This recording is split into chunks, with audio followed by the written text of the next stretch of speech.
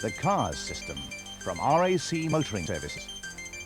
The most advanced and the most efficient service yet devised for the British motorist. A quantum leap into the 1990s. Using a unique combination that will ensure that the motorist has the fastest, most reliable roadside assistance service that's yet been devised. A combination that will equip the RAC for the #1 position in its field, reflecting its determination to be simply the best motoring service available. We asked the Chief Executive, Arthur Large, to explain exactly what C.A.R.S is and what it will do. C.A.R.S is the name we've given to our Computer-Aided Road Services project, which is the project aimed at getting the best possible tools available for our road services staff by using the very most advanced technology that's currently available worldwide. And how will the C.A.R.S system be implemented for the RAC? Our objective is to give the very best roadside service of any motoring organisation in the UK. And what C.A.R.S technology enables us to do is to tackle the two parts of that the member really cares greatly about. The speed with which he can get through to us on the telephone and the speed with which we can get there to him at the scene of the breakdown. Now, by putting the technology into the control room, we're able to take out the old steam-driven, as I call it, conveyor belt with the breakdown slips and replace it with electronic technology which greatly speeds up the time by which we can respond to the telephone call. It also gives us all the information about the member, what his name is, what his address is, when he last had a breakdown with us, on the television screen as the taker is talking to the member over the telephone.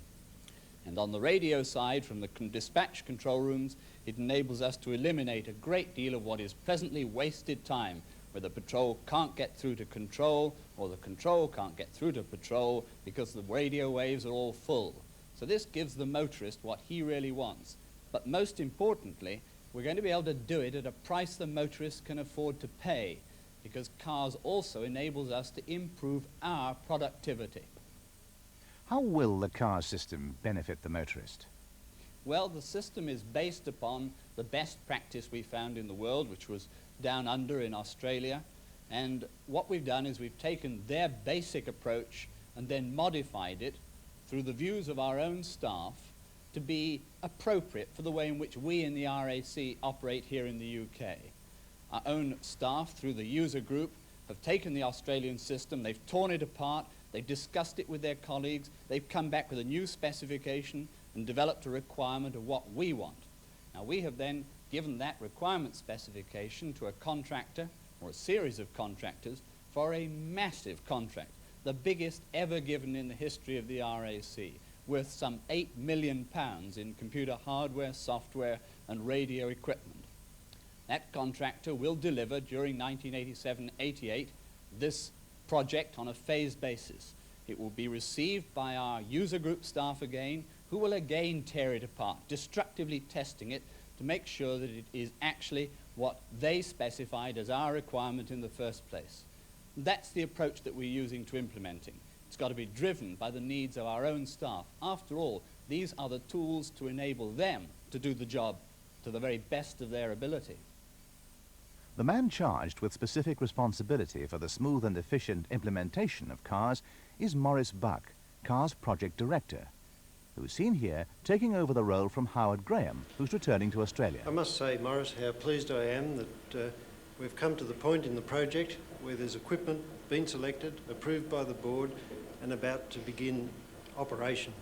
It's actually a very good point for me to say farewell and return to Australia. I've had a marvellous time at RAC. It's been a very stimulating experience, and I know that what's coming is a truly great package. It unfortunately will beat our operation in Sydney and be the best in the world.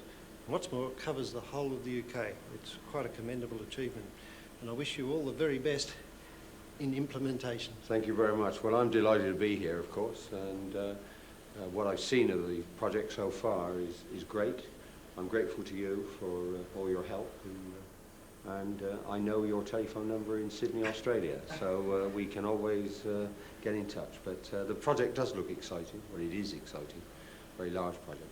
I'm sure it's going to provide an excellent service to the motorists, and that's what it's all about. So thank you very much. Good luck with it, Morris. Thank and you. I hope the RAC staff enjoy using it as much as our people do back home. The main body of expertise and opinion which has been ensuring maximum employee awareness of the implementation program is the user group, made up of Malcolm Betts, Service Patrol of Northern Home Counties, Christine Platt, Taker at Stockport, Tony Lawson, Service Patrol at Stockport, Chris McGranahan, Radio Controller Stockport, Mary McGrory, Radio Controller Glasgow, and Andy Edge, Deputy Controller NHC. No detail affecting staff comfort and efficiency has been too small for the user group to consider. Of paramount importance, for example, is the seating quality and design of the workstations. Experts were called in to make sure that the very latest orthopaedic knowledge and methods were employed. I expected to fall forward because of the way I normally sit. Even the theories and practices of muscle machines were addressed by physiotherapist Jill Simmons, seen here with Bill Gray, Health and Safety Officer.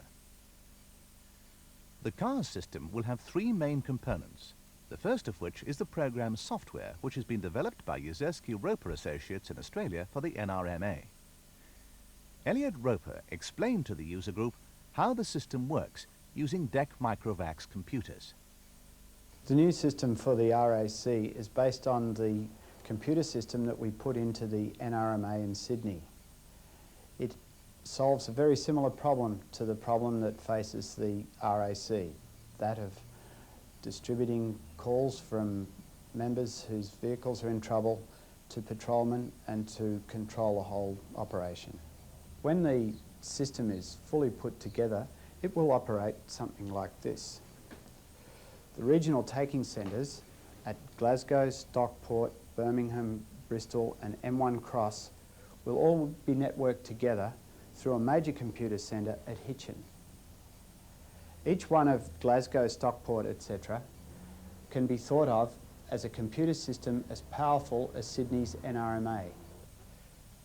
If you're a taker, as you collect the job details from the member over the phone, what you type on your screen is stored on the job database on your regional VAX. And as it's stored on the master, it's also stored on the slave. All the job details, as they're entered and as the job progresses, are written in two places at once, so that if the master computer should fail, then it's possible for the slave computer to take over without loss of data. As you take the job details, you'll be referring to a gazetteer database.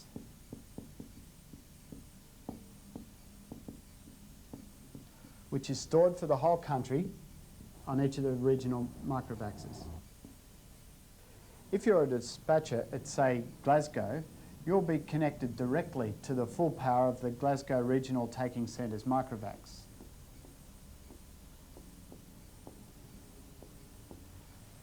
If you're a dispatcher at Edinburgh, you'll have the same full power of the microvax connected across a communications link. So that your terminals and your operations will be direct into your regional microvax. So what we're putting together for the RAC is not a toy computer. We're using powerful mini computers at each regional centre, connected with network products from a major manufacturer, and using road service dispatch software that's been proven at the NRMA in Sydney. It means that the RAC will be able to use this tool to become a more efficient operation. In addition, to improve on communications, there's the trunked radio system, designed to make the best use of our available channels. Chris Phillips, of the suppliers of the equipment, Storno, explains how the system works. And what I'm going to talk about this morning is trunked radio communication systems. But the first question that we're probably going to ask is, what is a trunking system? And let's have a look at the pictures and a definition. I have to start off with a definition so we all understand what we're talking about. I'm saying a trunking system is the automatic sharing of a group of communications paths among a large number of users. Now, what does it mean? Well, it's a word that we've been using in the telephone industry for a very long time. If you make a call between here and Croydon and somewhere in Birmingham, You will not have your own private wire from this telephone into Birmingham. What you'll do, you'll talk to Croydon Exchange, and the line between Croydon Exchange and Birmingham will be a shared line. And we regard that as a trunked system, because there's a much smaller number of lines between Croydon and Birmingham than there is in the individual exchanges. So that's where the word comes from, we think, and it's a common concept. Let's look at some system hardware. And the Storno radio system is built around the basic building block of what we call a cluster controller. The cluster controller is this little box here.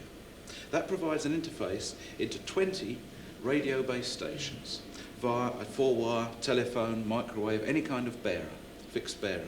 So these are the radio base stations that go up on the hilltop sites, which is what you actually have, where you have the transmitters.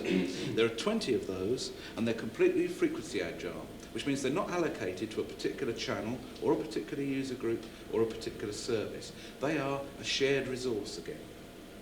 So we're doing this high-speed sharing, we're queuing in calls. So it's a structured approach. The first one in is the first one to get the channel as it becomes available. Do you have an override for emergencies, SOSs? Right. There are 3 levels of priority on the system. There is normal calls, which as the name suggests, will be the normal mode of operation. There are priority calls, which are perhaps need to get through quickly, but not what we class an emergency. And lastly, emergency calls. Now, emergency calls will go into the channel, they'll jump the queue. But if they still can't get a channel, what they'll do, they'll preempt. They'll clear down the oldest conversation. We always make the assumption that if you've allocated somebody an emergency call, and they wish to make an emergency call, then it's much more important than anything else on the system. So they will clear down anything, the oldest call that's going is the rationale we use, and then you go straight in, and that's the channel he has available. When you say it clears it down, are you talking seconds, minutes? Oh, we're talking seconds, or in fact in some cases it may be less than half a second. I'd like to sum up then by saying that trunked radio systems are likely to dominate mobile radio thinking for the foreseeable future, and the RAC are in the vanguard of this movement for spectrally efficient, very powerful, flexible systems. The third element is the equipment supplied by Doughty Information Systems, which converts the data transmitted into visual form. The message shown at the moment is a typical call-up message to a patrol to go and attend to a breakdown. The top line shows the job number, finger in a little bit, the job number and the location of the vehicle and the time the message was sent. The second line shows the model of the vehicle, which is a Ford Sierra, colour dark blue, the registration number, B496EPU, and the member's entitlement and the symptom of the breakdown. The third line and fourth line show the location of the breakdown as near as it can be assessed by the operator. From theory into practice, a keyboard was tested on various positions in a patrol van so that the user group could test the practicalities of operating in a real-life situation. That's easy to work like that. And this experiment was observed by Norman Austin, Director of Operations. Well, after many, many months of planning, debate and discussion involving all sections of the staff that have been involved in the C.A.R.S project, we're now finding that the whole thing is beginning to gather momentum, and we are reaching the point where we are able to press the button and start the implementation stage. And so C.A.R.S is well on the way to being installed in its first regions. Stringent quality and reliability tests are constantly being conducted. Particular attention will continue to be paid to the requirements of the staff who will actually operate the system. All RAC Motoring Services employees will be kept fully informed of progress throughout the lead-up to the commissioning of the C.A.R.S facility. As Arthur Large says, I think staff will benefit, first of all, by being able to give a better service to the member. That is, after all, a key part of our raison d'etre. We do give service beyond the call, and we want to give service beyond the call. And there are times when, at the moment, the equipment and tools we have actually get in the way. But, of course, one has to say that by being the best motoring organisation, we will become the #1 motoring organisation. And of course, in the long term, what this means is that we, as individuals, employees, we all will enjoy much greater security of employment as well as greater job satisfaction on the way. C.A.R.S is a system for the 1990s, a unique combination of the latest technology leading to fast and efficient services. A system that will place the RAC at the forefront of British motoring services.